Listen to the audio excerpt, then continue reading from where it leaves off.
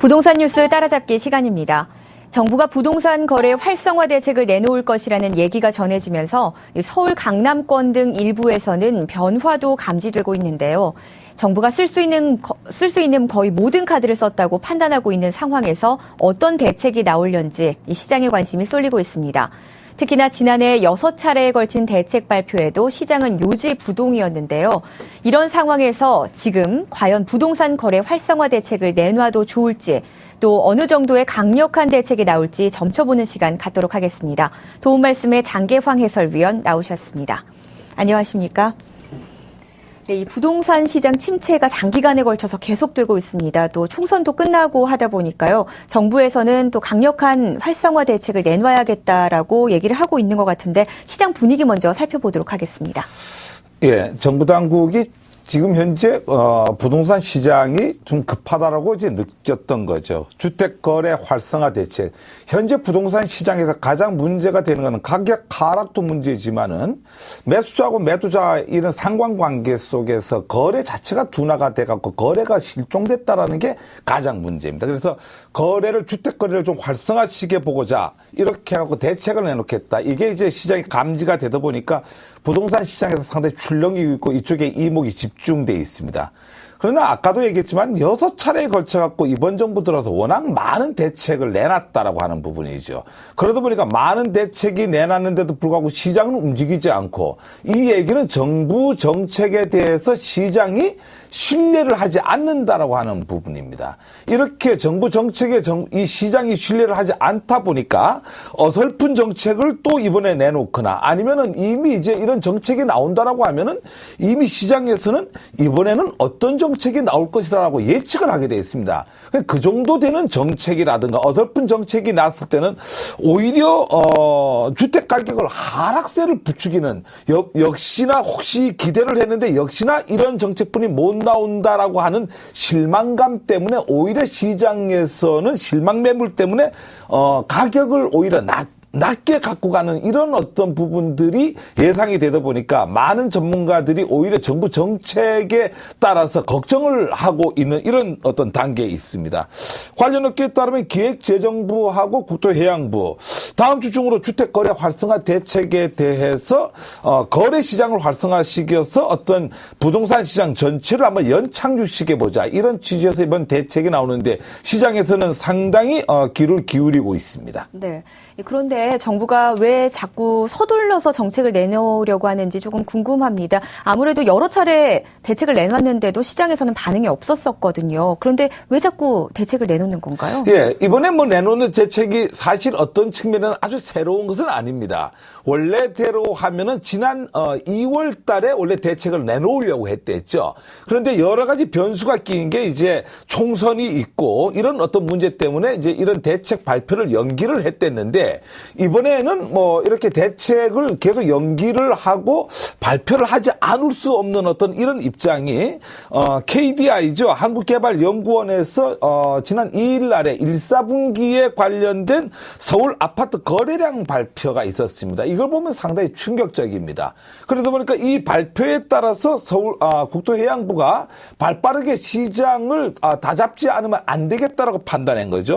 발표 내용을 보면은 같은 해 지난해 같은 기간에 비해서 거래량 자체가 40.2%가 줄어들었습니다. 그러니까 작년 이맘때보다 거래 시장이 완전히 둔화가 되고 있다라고 하는 게 이제 KDI 보고서에서 나오다 보니까 이대로 뒀다가는 하반기까지 어떤 가격 하락은 물론이고 상당히 부동산 시장 전반적인 문제로 더불어서 한국 경제 전체의 전반에 문제가 생기겠다. 이래서 기획재정부하고 국토해양부가 머리를 맞대기 시작한 거죠. 이번에 이제 나올 수 있는 카드 자체가 이제 정부 당국에서는 강남구를 중심으로 해서 서초구, 송파구, 강남 3구죠. 이쪽에 대해서 투기 지역 해제와 더불어서 전매 제한 기간 완화 이런 쪽을 내놔갖고 이걸 어쨌든 거래 시장 활성화되는 쪽에다가 한번 기대를 걸어보겠다 이런 쪽이죠. 강남 3구가 투기 지역에서 해제가 되면은 총 부채 상환 비율 이제 DTI가 10% 올라가게 됩니다. 지금 현재 투기 지역 지역으로 묶여 있기 때문에 40%까지 지분이 안 되는데 이게 해제가 된다라고 하는 것은 이제 서울의 일반 다른 지역과 같이 50%까지 된다라고 하는 부분이고 전매 제한 기간을 완화를 한다라고 하는 얘기는 이제 현재는 분양을 받고 1년 동안에 전매를 못 하도록 돼 있습니다. 그렇지만 이제 이쪽 강남 3구를 제외하고 지방 같은 경우는 이제 민간주택에 대해서 이 제한이 없지요. 그래서 이런 전매 제한 기간 동안을 없앰으로써 어떤 투자 세력들을 끌어들일 수 있다. 이렇게 해갖고 가격 자체를 올리고 아니면은 거래 자체를 활성화시켜 봐야 되겠다. 이런 어떤 정책인데 시장에서는 뭐 여기에 대해서 별로 이렇게 달갑게 생각을 하지 않고 있습니다. 많은 전문가들은 강남 3구 투기적 해제나 어떤 전매 제한 구역 완화를 해봐야 시장에 미치는 영향은 상당히 미미할 걸로 내다본다라고 하는 거죠. 그러다 보니까 이거보다 훨씬 더 강력한 어떤 대책이 나와야지 지금 시장을 다잡을 수 있다. 이렇게 하다 보니까 정부나 시장 모두 고민에 빠져 있습니다. 현재 시장 상황에 대한 전문가들이 진단하는 것은 집값이 상당히 많이 빠져 있죠. 집값이 빠져 있는 데다가 거래 자체가 실종이 되고 있고 구매력 자체가 살아나지 않는 게 전반적인 문제인데요. 이런 어떤 뭐 투기적 해제 정도나 전매 제한 어떤 완화 이 정도로 시장에서는 그 정도 내놔도 관심 자체를 끌기가 어렵다 이렇습니다. 시장에서 요구하는 것은 뭐 크게 한 두 가지 정도인데 첫 번째 취득세 감면을 많이 요구하고 있습니다. 취득세를 작년에 이제 말에 끝났죠. 이거를 좀 추가적으로 연장해가지고 감면을 해달라고 하는 거하고 두 번째로는 총부채 상환 비율을 지금 50% 40% 이런 어떤 관계인데 이 자체를 완전히 완화를 해갖고 금융권에서 자율적으로 할 수 있도록 해달라고 하는 거죠. 이게 이제 총부채 상환 비율이 완전 완화가 된다라고 하는 의미가 상당히 큽니다. 저가 유입세 기반을 만들 수 있다라고 하는 거죠. 즉 실수요자 살라고 집주택을 살라고 해도 지금 현재 DTI 규제 때문에 못 사는 일부 세력들이 있습니다. 그 세력들을 이쪽에 실수요자로 끌어들일 수 있다라고 하는 이런 측면에서 의미가 있다. 이런 측면에 많이 기대를 하고 있습니다. 네, 정부의 정책이 시장을 리드해야 되는데 오히려 뒤따라가고 있다는 느낌이 듭니다. 그런데 시장의 요구 상황을 들여주지 못하는 이유가 있을 것 같은데요. 예, 그렇습니다. 뭐 정부에서 뭐 시장에서 요구하는 사항을 시장이 요구하는 사항을 어떻게 보면은 그게 정답 같고 그것만 해주면은 부동산 시장이 금방 활성화가 될 텐데 왜 정부는 이런 어떤 시장에서 요구하는 정책을 안 들어줄까? 이렇게 많이 기대를 하는데 사실은 정부가 시장의 정책을 다 반영을 할 수 없습니다. 경제라고 하는 정부라고 하는 주체는 부동산 시장만 있는 게 아니라 금융시장, 유통시장 상당히 많은 시장을 갖고 있다라고 하는 거죠. 가계시장, 물가시장 이러다 보니까 정부 정책에 부동산 정책을 만약에 풀어준다라고 활성화를 시킨다라고 한다고 하면은 이제 뭐 몇 가지 좋은 정책도 있습니다. 금리를 인하하는 것도 상당히 좋은 정책입니다. 예를 들어 그렇게 된다라고 하면은 현재 겨우 잡아가는 물가 시장이 다시 흔들려갖고 전반적인 경제 시장이 문제가 된다라고 하는 거죠. 그러니까 정부라고 하는 주체는 여러 개의 시장을 골고루 고려를 하면서 어떤 정책을 입안할 수밖에 없기 때문에 상당히 어렵다 이렇게 보시면 되는데요.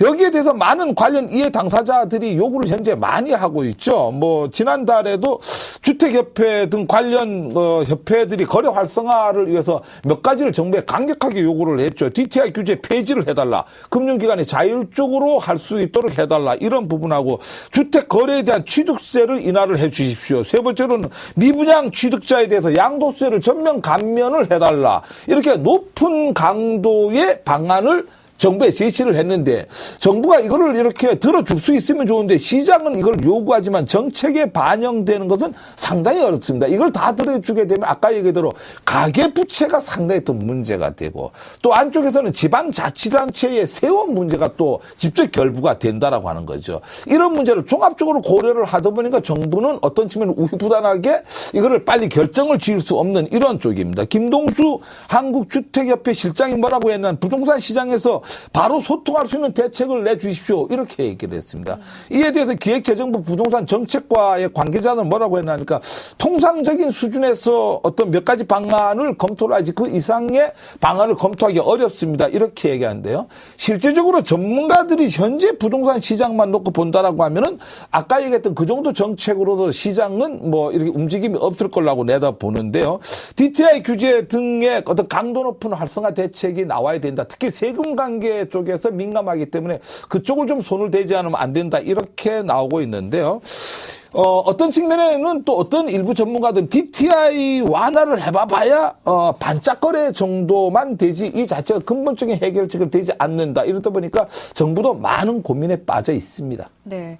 이 정부의 전체 살림을 기획하는 기획재정부의 이 시각이 가장 중요할 것 같습니다. 박재환 기획재정부 장관이 ADB 아시아개발은행에 참석해서 부동산 시장에 대해서 언급을 했다고 하던데요. 어떤 내용입니까? 예, 박재환 장관도 상당히 시장을 지금 정확하게 읽고 있다. 지난 주말에 거쳐갖고, 이쪽 실무자들이 하는 보고를 받고, 내용은 충분히 알고 있다.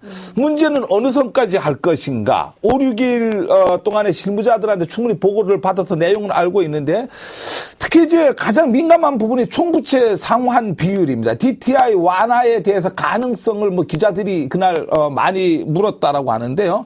좀 더 신중한 접근이 필요하다. 이렇게 얘기를 했습니다. 이 얘기는 하기 어렵다라고 하는 얘기이기 때문에 뭐 어떻게 얘기했나. 자칫 완화한다고 나오면 이건 분명히 오버가 될 것이다. 이렇게 이제 겁을 기자들한테 줬는데 이게 이제 7일날 아랍에미레이트 아부다비에서 열리는 3차 한 UAE 경제공동위원회에 참석을 하고 귀국하는 대로 바로 발표를 하겠다. 이렇게 얘기를 했는데 뭐 그러면서도 뭐라고 얘기하냐면 이렇게 얘기했습니다. 실제적으로 지금 현재 부동산 시장에 쓸 수 있는 카드가 없습니다. 카드가 몇 개 없습니다. 실제 카드가 없습니다.